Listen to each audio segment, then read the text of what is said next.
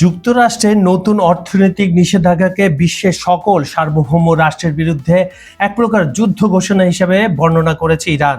কাতার ভিত্তিক সংবাদ মাধ্যম আল জাজিরার এক প্রতিবেদনে বলা হয়, ইরানের পররাষ্ট্র মন্ত্রণালয়ের মুখপাত্র ইসমাইল বাঘাই এই কঠোর প্রতিক্রিয়া জানান। তিনি স্পষ্ট করে জানান, মার্কিন সরকারের এই নতুন আর্থিক নিষেধাজ্ঞা কেবল ইরানের অর্থনীতিকে ক্ষতিগ্রস্ত করার মধ্যে সীমাবদ্ধ নয়, এটি আসলে পুরো বিশ্বের উপর যুক্তরাষ্ট্রের একতরফা ও বেআইনি কর্তৃত্ব চাপিয়ে দেওয়ার একটি বিপজ্জনক অপচেষ্টা।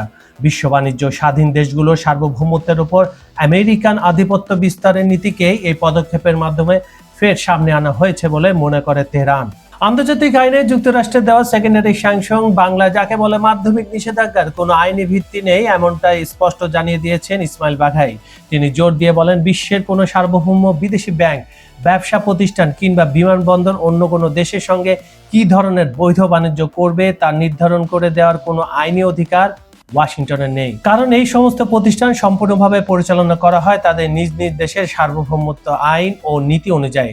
অন্য কোনো রাষ্ট্রে চাপিয়ে দেওয়ার সিদ্ধান্ত মেনে চলতে তারা কোনোভাবেই বাধ্য নয়। তিনি বলেন, যুক্তরাষ্ট্র আজ যে বেআইনি অর্থনীতির চাপ সৃষ্টি করছে এবং সম্ভাব্য যে নৌ অবরোধের হুমকি দিচ্ছে, আমি স্পষ্ট ভাষায় সতর্ক করে দিতে চাই, এটা আন্তর্জাতিক আইনের চরম লঙ্ঘন।